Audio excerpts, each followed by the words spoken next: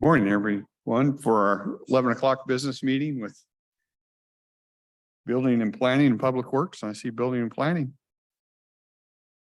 Go Morning, ahead. Commissioners. Tracy morning. Jackson, Director. In front of you, we've got quite the list for you today on the agenda. The Oak Point Road, that was a follow-up from last week. That was the road issue with the constituent, the citizen in the audience. We took it back to our office. We worked out a way to, with the private road access standards coming in front of you on the 20th and notices on the plat, I think we can make that happen. So the applicants or the citizen is aware, the homeowner, and we're moving forward with that permit. Good. So there should be no more hiccups. Okay, thank you. Burma Road, Paradise Cove, follow up from last Tuesday. The three of us went out there on site, took a ton of pictures, talked to the management, park manager, maintenance, and the office manager. I can have Mike come up if you'd like, or Wayne. We don't see a ton of violations at all in that park. There's Yeah. a couple trailers that are a little close, but it would be up to board discretion if you want us to pursue that. For the fire marshal aspect of it. Just for the people, if you would say who the three of us went. Three of us, Wayne Nelson, planning manager, Mike Wilson, building official, myself. Okay, thank you. Thanks.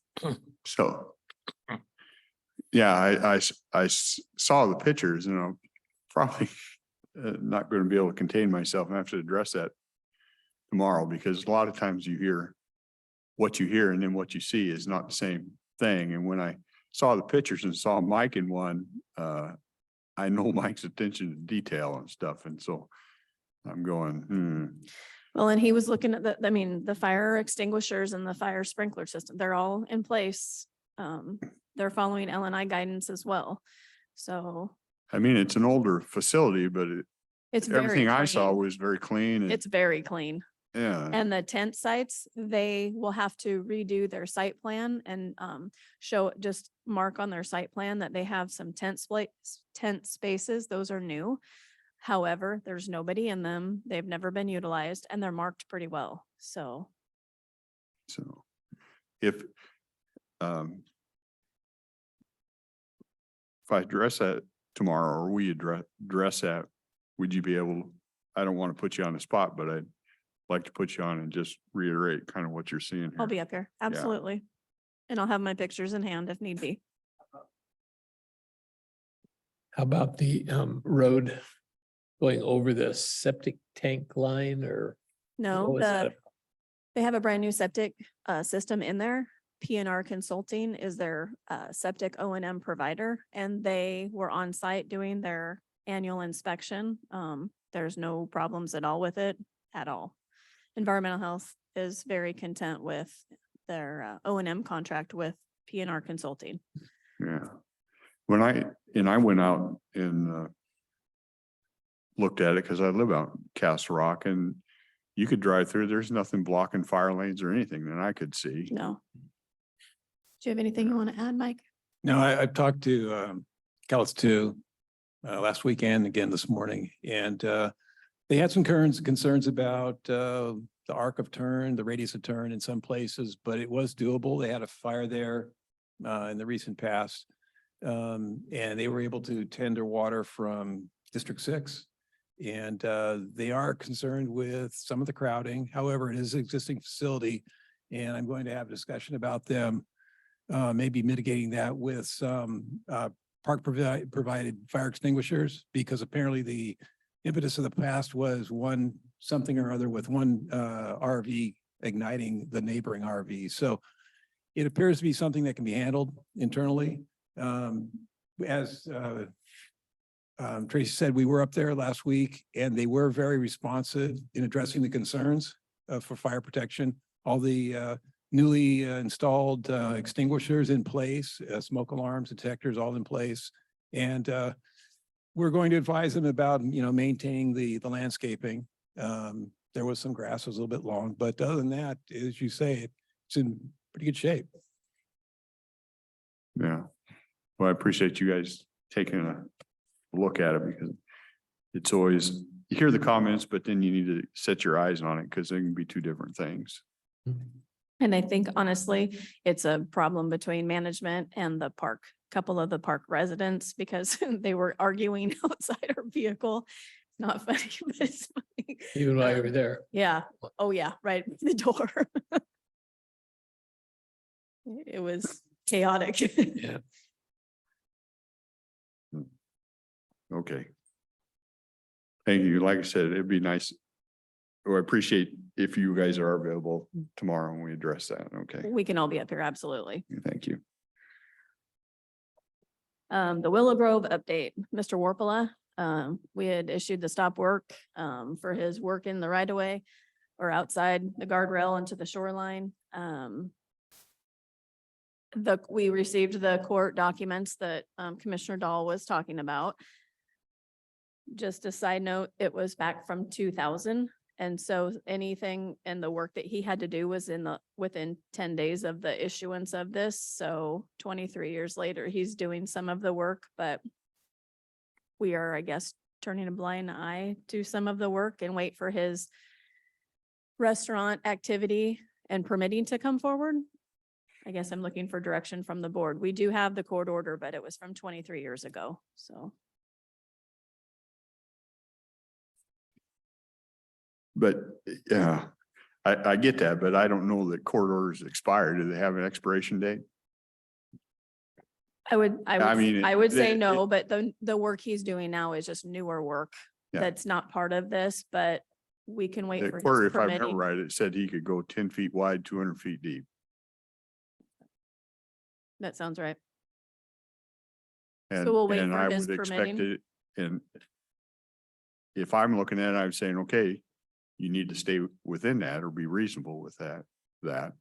And I don't know if, honestly, I haven't been out there measurement, so I don't Yeah, know and that. I don't think But have any if you can intention of work doing with that. him and work further on getting whatever you need there when he's We're doing his working, other stuff. we're working with him to try to get that permit going for his the restaurant activity. We think it's a fantastic idea. I wish more people would come forward with those type of ideas. We would love to see that kind of commercial activity happen.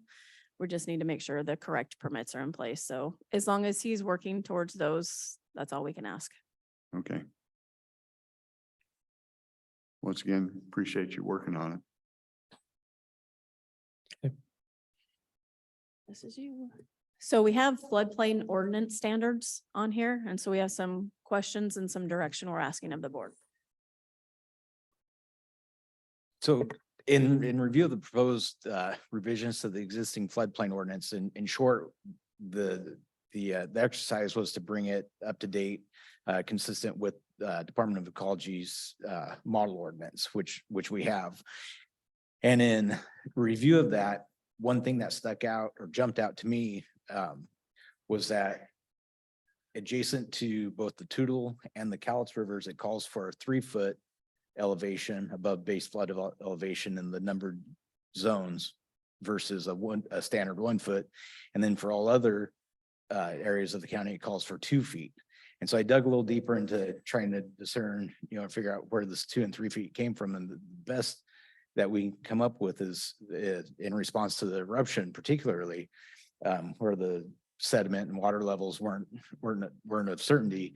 This additional 2 and 3 feet respectively was applied countywide, 3 feet being the Toutle and Cowlitz and 2 feet for all other water bodies. The minimum is 1 foot. And so that's what's the 2 and 3 is what's existing today. And that's also what's proposed in the revisions. But before we brought that forward and continued as such, we wanted to explore with the board if there's any interest in looking at reducing it down to the standard 1 foot. The idea being that it would save in foundation costs, fill, et cetera, for the builders, but also keep in mind that the 2 and 3 feet does provide some additional surety or flood risk, lessens the flood risk of property. And so before we went further, wanted to present that to the board for discussion, if that's of interest. I feel like got the show today, but is this the one that came before I was commissioner and we got 200, and it would be before your time, Wayne, so I'm not really addressing this to you is probably a little bit unfair, but I think this came when they wanted to do this and we got a $250,000 grant from DOE to do this. Is this the one? I'm not aware of that, no.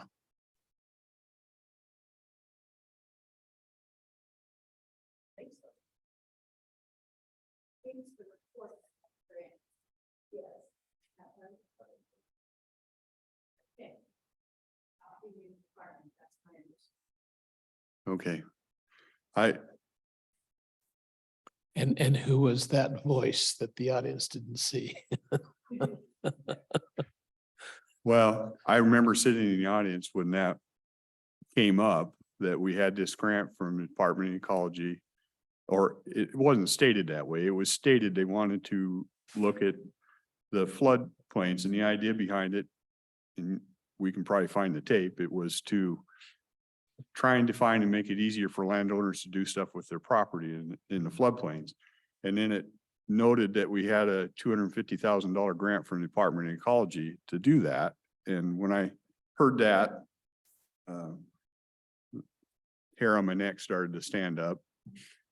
And I got up and I made the comment that if we want to do something to help the citizens with their property in the floodplains, I don't have any problem with that, but we should pay for it out of our place, because if you're taking money from the Department of Ecology and then expect the Department of Ecology not to have a say in it, you're dreaming.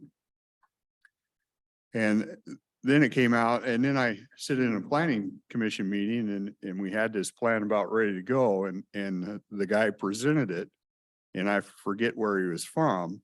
And basically it was all around, yeah, we're going to send it. We're sending the draft of Department of Ecology for their review and their sign off. And this plan now will give us the ability to get all these grants. He couldn't spell out the grants fast enough that he was giddy as to all this was going to have. And the question I wanted to know, and I don't interrupt these meetings, but I'm sitting in the audience, I'm going, tell me what's better for the consumer. I don't care about your grants. I want to know what's better for the citizens of this county. And we're putting more restrictions or less restrictions.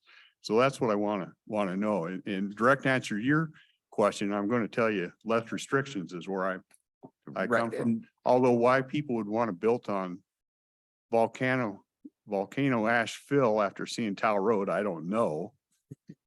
But I'm more of a less restriction thing. As you spoke, and Tracy reminded me as well, that what you're referring to is the flood hazard plan versus the floodplain management ordinance. And so what you were stating is spot on, but it's in regards to different ordinance, proposed ordinance. So that'll be before you here in the next couple of months as well. But as you're saying, I'm going to have some questions on that. Certainly. Okay. And so in this instance, it really applies to a limited number of properties, because it's those for the majority of the developable properties along the Cowlitz and Tootle, they're already protected by the dikes, or so most of those are in zone X. And so those areas that are outside of it are limited. And so we're looking at, okay, is 1 foot above base flood elevation sufficient, or do they need to increase it to 3 feet? Probably the more impacted is those other areas that is countywide at 2 feet versus 1 feet. For example, city of Woodland, they're all at 1 foot above base flood elevation. Most jurisdictions across the state, cities and counties, are at 1 feet. There's a few exceptions. I believe Chelan County is at 2 feet. We just added that extra buffer, I believe, in response to the eruption. And so now that we've had better data and experience with what we've seen for flooding, it's not mandated by the state or ecology otherwise, or by FEMA. We do have the option of looking at a 1 foot minimum elevation above base flood elevation. You said FEMA does not require? 1 2 or foot, 1 3? foot is the FEMA requirement. 1 foot is the FEMA 1 foot. requirement. That's probably where I'd be, Wayne, but I'm just one person here. The, if I were to take up hang gliding and as a result of one of my excursions, I eliminate myself. I wouldn't expect the public to have to pay for that. And when we build at the 2-inch level above the floodplain or at the 12-inch level, everything's okay, except we kind of count on the public coming in to bail us out and make us whole. And so I would like something where it's optional. You can build it however you would like, but if you lose your house, I'm not interested in replacing your house on the public thing. So I would look if, can you put things optional or recommendation? So that's a question. The other question is, it's really difficult for us to answer this because the statistics require a lot of numbers and we just don't have the numbers. What's the risk versus stakes kind of computation? And there's no way we can know that blindly. Like if I put my house at the 12-inch level and my house happens to be it's a surplus World War II submarine, I'm probably going to be all right. So Are these in designated flood areas? Yes, and they're within the so number they're- of zones. So presumably. the They have to study's have been flood completed. insurance. They can't get Right. anything on it without And so flood insurance. The base flood elevation has been Yeah. been established. In those areas where it hasn't been established by rule, it's 3 feet.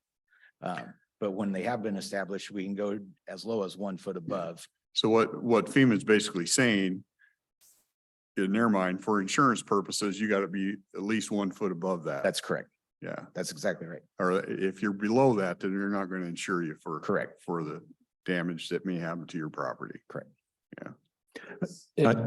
It seems to me, my memory serves me correct, we've had FEMA help with flood damaged homes. Not very many places, the lower Westover Creek Basin, which is where Nevada Drive comes into West Side Highway. That's the one, and either the homes have been purchased outright and demolished, or they've been raised up above the elevation that FEMA paid for. And then the other one was a home on Storm Road, which we made a deal with FEMA to replace some fish barriers over near Castle Rock in exchange for the county taking care of that home. But that was on a bluff well above the 1 foot. That wasn't a 1 foot elevation deal. So what I'm getting around is, have these rules or regulations made any difference since they were put on? Considering FEMA's only requiring 1 inch as a result of more information and experience that we have. I'm not thinking it has made a difference. We have not revealed any, and we have looked for it, but Yeah. we have not found any. Okay. Being consistent with FEMA Yeah. makes, I'm okay with that. And then really the point of the conversation here today is just, is it of interest for us to bring it forward to the board? And the manner is the 2 and 3 feet, the preference at this point.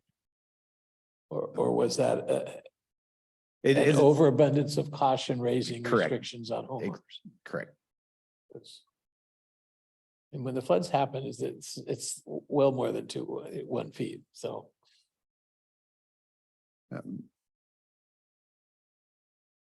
From my perspective, I'm good with following FEMA.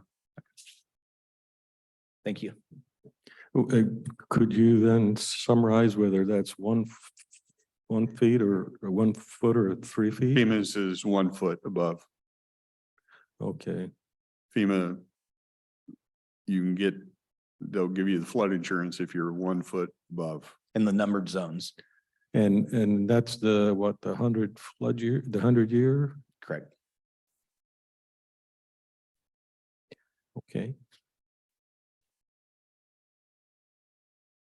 Just being consistent with FEMA minimums. yeah, I don't know, being consistent with an agency like FEMA amounts to anything, but I think it's the freedom for the person to choose, which is what I would say tips it over. But yeah, enough said. Yeah, they don't have I hear what you're saying. Unfortunately, they don't have a whole lot of option if they want to build there. There's not a lending institution that's gonna give them money without the insurance cover. It's kind of a held hostage market.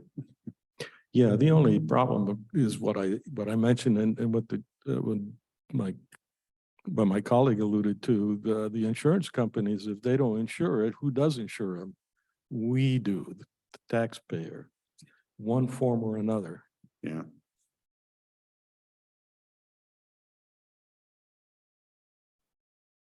Thank you. Okay. And yeah. Just a heads up, we've got 2 items on the June 20th agenda, but we don't have a workshop next Monday, so I wanted the board to be aware that we have the ordinance cleaning up the language for the access for private roads. It's just That's that 25-foot Yep. thing that made no sense. Yep, Yeah, okay. cleaning that up. And then we also have the memorandum of agreement with the city of Woodland. It's the interlocal that we have with Woodland for the Woodland Bottoms, the Egg 38 Woodland Bottoms. And did you say that they've already approved it? They're doing it on the 19th. They're doing it, Yep. okay. We'll get theirs on the 19th and then our board will do it on the 20th. They workshopped it this past Monday and really didn't have any, Yeah. not that I could It, glean from them that they had any concerns. as I read through it, it kind of sort of described the status quo. Yeah. Because it's not binding us to do anything that. gives No, and Woodland we're the advantage working with GMA. partners down there and getting other agencies involved and just, it's that warm fuzzy, play nice feeling. Yeah. Notifying each other when we have large projects that affect each other's entities. So that would lead me to just ask, do the subject matter experts in the department have recommendations? What do we need to be aware of? Or what needs to be changed to make it a better document? I read through it and I didn't see nothing jumped out at me, but.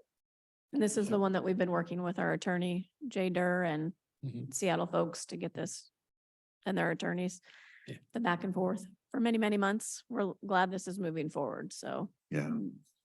Yeah. and then the other one is the burn ban, and I'll turn that over to Mike. The burn ban is getting that time of year again. Last year, we had a meeting with DNR, a collective meeting between the districts and DNR. There was a lot of anxiety, given the weather the last couple of weeks. And a number of counties wanted to enact a ban. A couple of them did, Lewis and Clark and Lewis. Went to their ban into effect last week. We chose to hold off in consensus agreement with CIHS too. We are anticipating the weather turning a bit, which it did very next day. And also CIHS 2 is confident that they have the ability to maintain under the current conditions. So didn't want to jump ahead with the ban prematurely. Typically it's mid-July through the end of September. And we have another meeting scheduled for the 20th to review the conditions and, hopefully see what's going forward and then make the call then. So at this point, no ban in place and more to come. No, my understanding of burn bans is that they're not perfunctory, except they're not based on a calendar. They're based on the conditions in the situation. And there are like 3 major factors. I don't recall exactly. Yeah, the temperature, humidity, they, and of course the forecast, they monitor the moisture content of the vegetation. And of course, then, that in view of the conditions and what they forecast the conditions to be if you have prolonged drying periods and so forth, the vegetation dries out very quickly. So as I said, in this case, we anticipate some cloud cover in the forecast. The drying won't occur as rapidly as they maybe have thought. So it's difficult to call, and they're weighing this, of course, in the ability to respond. What are their resources? They're going to be spread thin, in the case of. So in some cases, an abundance of caution, they'll enact a ban early. In our case, we anticipate otherwise. So we're in pretty good shape. Don't want to restrict people from burning. I know they, look forward to getting their land cleared and so forth. There's projects in the works and so forth. So we won't want to deny them the ability as long as we can. So that's the update. So we've got more to come on the 20th. Just a couple of questions. In the past, we've gotten constituents saying, my neighbor has let his grass grow so large, it's a fire hazard to me. How should we handle that? We respond to those. But so we should communicate it with you. Oh, yes. Okay. Yes, that's a regular occurrence annually. Someone's grass is growing too tall, and the grass dries out very quickly and can spread very rapidly across the surface, depending too on the incline of the terrain. So yes, we have a pretty much standard operation for that we follow to advise them to cut the grass 4 inches so that. Okay, and what are the tools you have available? Pardon me? What can you do to handle this situation? Can you?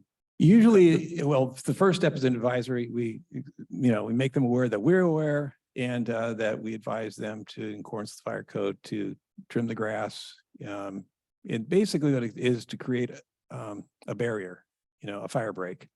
It's not as if they have to cut the entire field, so to speak. It just simply establishes the fire break that's necessary. Of course, but my question is, what if they say, I'm not interested in doing this, get lost? Well, then we have, the process whereby we send them a letter, we respond again. If they ignore us, we send them another letter. I have never yet been pushed to the place where we've had to take action. But you have been pushed, I know. Haven't been pushed that far. Usually people are responsive and, they understand. And it has not yet been an issue. And then the next question is, what does the ban actually, what defines, can I have a barbecue in my backyard? Can I Yes. have a enclosed fire pit, or are you talking about something more? Yeah, the ban applies to the unincorporated areas of the county. The cities have their own rules and regulations.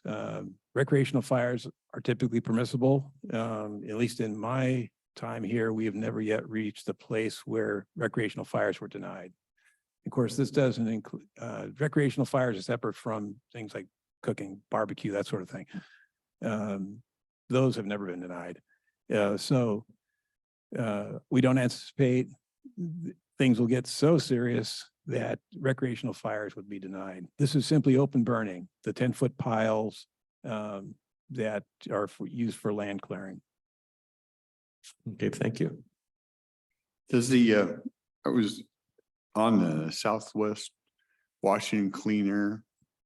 They have an office down in there and they have burn bans on there. Do they just collect information from the counties or they Yes. part of the decision process? They just collect it. They collect the information, they notify, on their website, they will have an alert or the information available as to where burn bans are currently enacted. And of course, they'll respond if someone is burning in violation of a burn ban. So they have some enforcement authority Yes. too. Yeah, okay.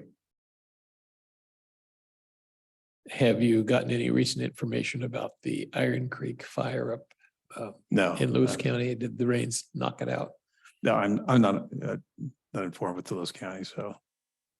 All right.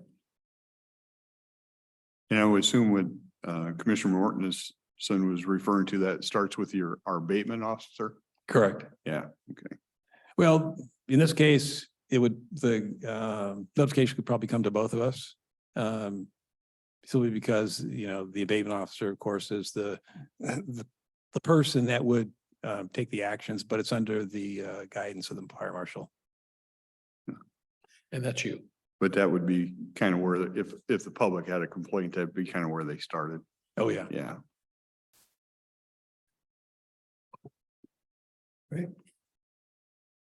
Just out of curiosity, as a personal note, how long have you been the fire marshal? It's been a long time, hasn't it?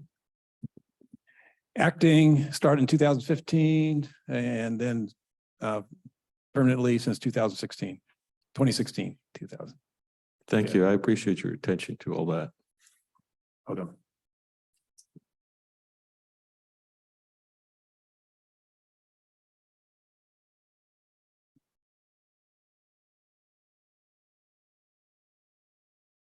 Public Works. I hear we have a valedictorian in the audience. Yeah. Good morning, Commissioners. Patrick Harbison, Public Works. Wanted to just have a brief synopsis of the hearing, one of the hearings that we have tomorrow. Unauthorized connections. Basically, what the hearing is asking is to update the ordinance to pull the exact amount out of the recorded ordinance and put it on the rate sheet that you adopt annually. So that if you feel that we want to change it at all, we don't have to go through the whole hearing process in the future. And that's the gist of it. The one sentence is changing in the ordinance and that's it. So.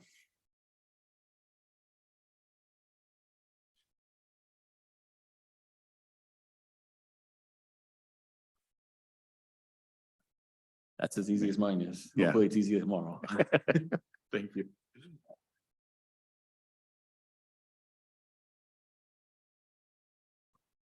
Good morning, Susan Eugenius. The second hearing that we have is for the creation of chapter 2.35, which is the Compost Procurement Policy, which will bring us in alignment with RCW 4319A150. Yes, I have to write this down. I'm not an attorney. I can't remember all those facts. Mhm. This would require us to consider the use of compost, locally acquired compost in all public works projects.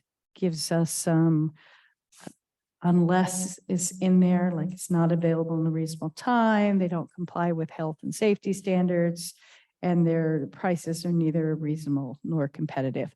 So the departments that this would impact would be Public Works, which we already use them in our projects for some stormwater treatment, parks when they're mulching, same with facilities. So those are the impacts to us at this time. It does not impact any private citizen besides the amount that what their taxes are being paid on. Yeah. Good. Yeah, I appreciate the effort put in that to limit as best we can the impacts on that. And I know you worked hard on that. And your daughter would probably remember all those things. Maybe. I think I've discovered that it's the attorney brain that remembers RCW 4319A.150. I have a brother who's an attorney, but don't ask him how to solve a problem, and he's horrible with directions. I've got to add the insult there. And you had an oxymoron in your statement. Attorney's brains. Now I'm in real trouble. Ray, can you do me a favor? Yep, hands them out, please. So then next item I have is the kind of a quick ARPA project update. I heard last week you were asking questions about Public Works ARPA projects and where we are in the process. So I made you up a nice little sheet that I can update every once in a while and bring back to you that has the listing of our projects, what our project budget is, what our ARPA award was, what the description of the project is, and where our current status. So on all of our projects, it looks like we have a large amount of money and we're not doing anything. And that comes back to the fact that engineering makes up such a small percentage of our projects. Even though we're working forward on the projects, it looks like we haven't done much. For example, the Hazeldale Road slide repair, on Kaylee's table, she says we've spent no money and that was true through the end of March, but we are now ramped up to a 70% design with the intention of going out to bid in July. So you will see that dollar amount rapidly disappear. West Side Highway is in a similar situation. And then the other two are construction projects. South Cloverdale on the roads will go out to bid this fall, and it is a small percentage of the project's total cost. And then in our water sewer projects, we have one that should be going out to bid this year. The Camelot Loss System should be coming up probably August. Riderwood is, the survey is finally finished on Riderwood. So we did our alternative study, picked our alternatives, did the survey, and now they're starting on the design. So we should be building that next summer, earlier if at all possible. Our Tootle water pumps, the survey is almost complete, so they can start doing the design of that. And then Shadow Mountain, we just approved to have the consultant do the survey so we can get that moving a little faster. So we are working on them. I know when you see these big numbers that we have $1 million and we've spent $50,000 is kind of like, what is Public Works doing? It's just that construction for us is the big cost, not the upfront work. And the only time frame we have on these is 2026. It all has to be done, right? Yes. So you Our don't goal see any is, issues. yeah, we're Yes. trying to get these Yeah. things rolling as fast as we can so we don't run up against anything. Our ARPA money will be spent first. Yes, we will spend our ARPA money first. And I don't know if the others have had the opportunity yet, but I sit down with our federal lobbyists and they feel pretty confident that we're gonna get some money on Riderwood, but you wouldn't know till September, October. Right. Yeah, right. So there's possible. Or November, or something coming December, or back there. January, depends on when they Yeah. finalize the bill, yeah. It'd be good if we got federal help on the exit 21. I know Woodland has applied for it. And that might be a good question. I'll ask them because I know Yeah. they've applied for that, as they have in the past too. So it's, yeah. The challenge, as you well know, with Woodland is that WashDOT does not have a plan. And that makes it tough for the feds to say, well, yeah, let's support Yeah. them because I think, WashDOT really needs to figure out what to do, man. I think I understand why WashDOT doesn't have a plan, because there's this little airstrip that's down 20 feet from the height of, from the level of the road on one side, on the, that's got to be the east side. On the west side, there is a similar drop. It's a tough problem because they need extra lanes is really what it amounts to. And I'll say again for the umpteenth time, the Port of Woodland had suggested a plan for a bridge across the Lewis on the west side of I-5 and then a on and off ramp on the just on the south side of the Lewis. And that looks to me like it would solve a whole ton of problems. I did have an extra hour or two coming back from Portland about a month ago, and I said, I wonder what the terrain is like over there. So I drove around on the south side of Lewis. It's some pretty rugged, steep hills. It's not as easy fix as just building a bridge. South Just, side. when you have a chance, just take a tour around there and you'll see. Yeah, I yeah. ride my The bike. logical one, I ri- Pekin Ferry, the Lewis County or the Clark County slope is like at a grade like this coming out of there. It's Yeah, I like, ride oh my gosh, bicycle that's- there. That's not charged. That's gonna be an interesting dilemma. Because the only way you get around that is you raise the bridge up high with a big approach. like in It's a California. fairly narrow, fairly narrow Flood passage that you need, and the railroad bridge is at a level, yeah, it's well above, but it's nothing like the Lewis and Clark Bridge or anything like that. I mean, it's just, they don't have to pass much under it. One of the ironies is that Woodland Bottoms has an airport road. Somebody named, it's out there in the flatlands, no airport around it, as far as I can tell. You know, somebody's dream, I think, from years ago. Could be. I'm curious on the South Cloverdale. That is, there's not a lot of traffic going south on Cloverdale beyond maybe even up to Confer. And so I'm just curious how it made it up. So the project is from Todd to Confer. From Todd to Confer, not beyond. Not beyond. Okay, now I understand. Yeah, I was hoping it'd be beyond for the bicycle plans, but all right. Thank you for that. And then the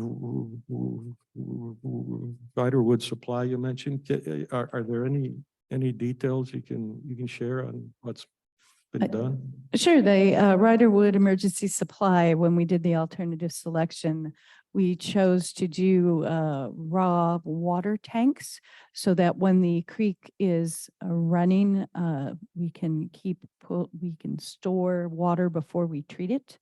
We have found that in the summer, part of the issue is the creek will run at a trickle, but our plant needs more than a trickle to bring into it to keep the plant running. So if we can keep filling the tank at a trickle, we can supply the plant because the reservoir will fill up. We can run the plant because that plant doesn't run 24/7. That plant runs every few days.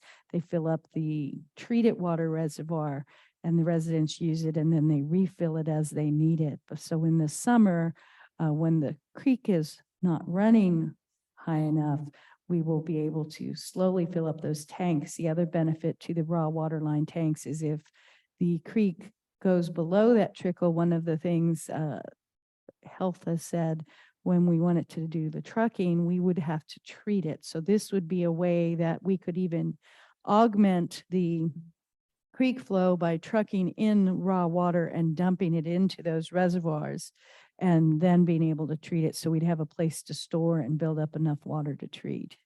So if I take the span of time between when the creek becomes a trickle to when it stops being a trickle and becomes a more substantial creek, what's the average time there? And maybe more pertinent, during that time, you consume more than the trickle can handle.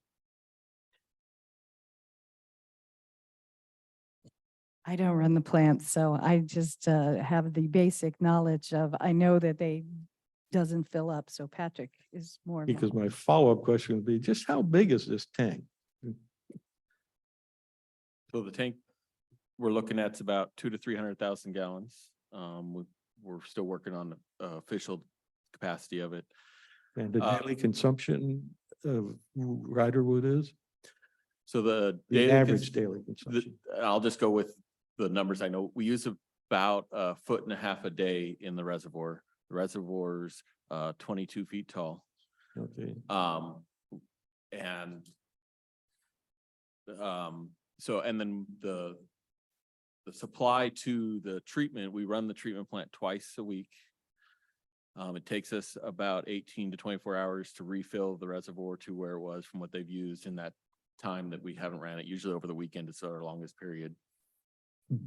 Based on a trickle feed or a real feed? So the plant runs, like its preferable rate is 100 gallons per minute.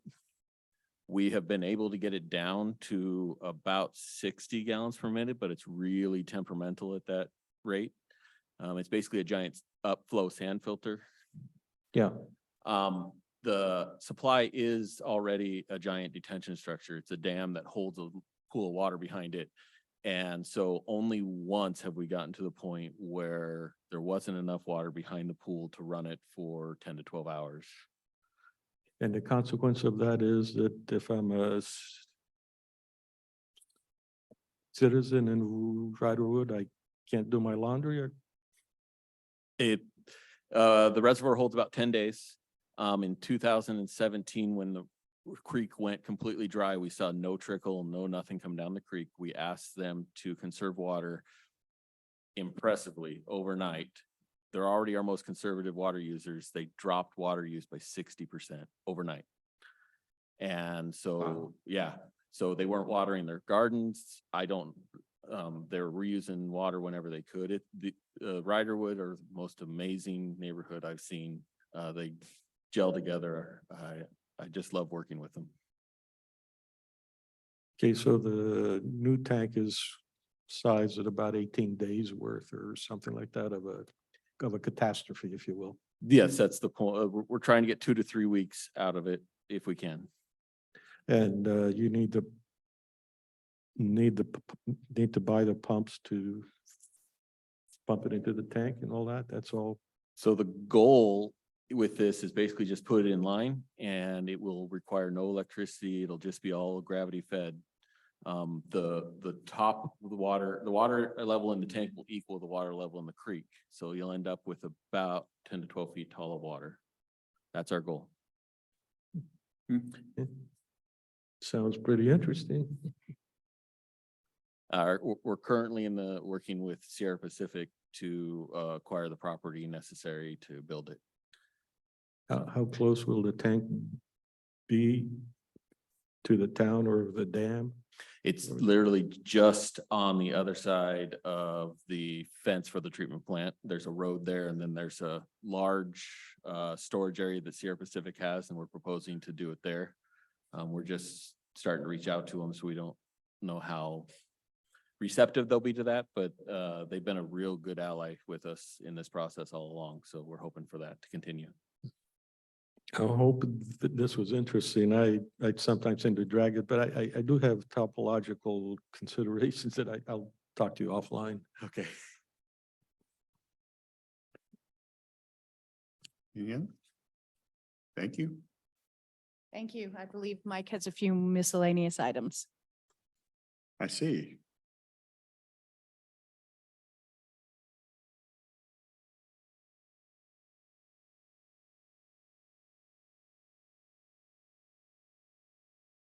Good morning, Commissioners. Mike Moss, Public Services Director. The first miscellaneous item we have is the Parks trailer. It's their equipment trailer they haul around their mower with. Got stolen a couple weeks back. They cut the locks off at Riverside Park. We reached out to the Sheriff's Office, of course, and Risk and told them about the missing trailer. So we've not found that trailer yet, but we're here today to ask permission. It's a general fund item. It's less than $10,000. It'll probably be like an $8,000 trailer. We're pricing them out. Asking permission today to move forward with getting them a new trailer, probably securing it somewhere else, maybe a different location, maybe a different locking system. Right now they're borrowing one from another shop, but we're going into construction season. We're going to need that trailer back at I think it's the Cast Rock location they borrowed it from. So we'll have to do a budget amendment down the road. Like I said, since it's a general fund item, we just can't go purchase it. We need board approval if you want to move forward with that. That sounds like exactly what that one grant from RCO is designed to deal with. I think I sent somebody one. Yeah, Yeah. we've looked through that, correct. It might be a reimbursement grant on that side, yes. Right, yeah, sounds good. You need a more secure place to store it, it sounds like. Yeah, we're actually looking at doing some different fencing along the backside of the shop, moving a few things out of the shop and putting it back there. They have quite a bit of attachments for their John Deere and another tractor system. that This is took them out. this is the shop at Riverside. Riverside Yeah, Park, yeah, okay. reconfigure what we have inside, what we have outside of that location. So was there stuff in the trailer we also lost? No, Oh, just the okay. trailer. Okay. Did you have a camera on it? No. But you plan on a camera? We're looking at lots of cameras throughout our shop system, yes. Oh, what a good answer. Yeah. It's a no answer, but it sounds good. We have a lot of alarms at our shops currently, but If nobody's there, they. not a lot of camera systems though. Yeah. And the cameras really don't help you if someone's completely disguised. Yeah, correct, unless we hopefully get a license plate number, especially on that one there when they had to bring a truck or SUV or car in to get it out. Yeah. Yeah. A lot of times if they're just breaking in to grab something on them, it's challenging because they are covered up, a hoodie on or whatever, and we don't see much of them. Yeah. And it, equipment type stuff, it's hard because that stuff can just kind of blend in and Yeah. you just, So Yeah. green light, well, okay, thank you. yeah. I mean, if they find it, then we just have another trailer, right? Correct. Yeah. Hello, Savannah Clement, Public Services. I just have an update from facilities regarding staffing. A couple weeks ago, Will and Jessica had come forward doing a request to fill for one of our facilities maintenance tech positions. And that person's last day was going to be this Thursday. This morning, we did get notification from that employee that they actually had wanted to rescind their resignation, which we're actually really happy about. So we are accepting that. And so he'll still be a facilities maintenance technician and a Cowlitz County employee. So we're pretty happy about that. So just a little update on that. The other update I wanted to give the board, I had come a couple weeks ago, I guess, again, just notifying you of some leases we were working on with several agencies, and one of them being the Behavioral Health Organization. I believe they are also called CIHS.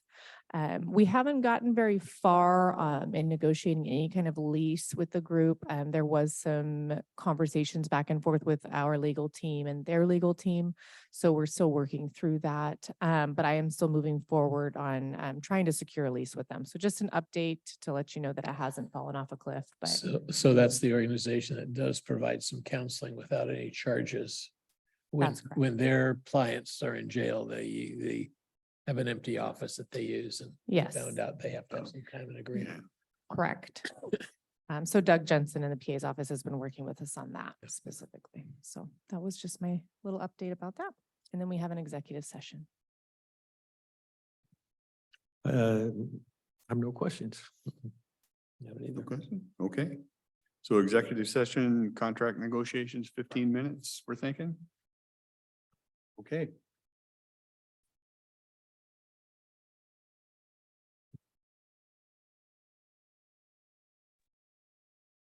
The board is extending the executive session for a period of 15 minutes until 12:23.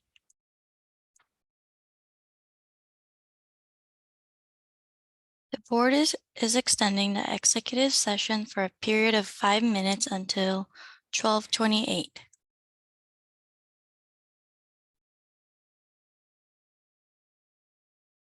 Hey, we're back from an executive session. No decisions were made. Any other miscellaneous? I don't know if you gentlemen had a chance to read the email from Patrick today or the attorney, but the speed limit up there doesn't look like we have a lot of. Yeah, I did read that. Frankly, as much as I'd like to support the CATS people, there are a lot more people traveling on the road than the CATS people, and they don't want to go below 50. Yeah. So I'm okay with the All right. findings. Yeah, I am too.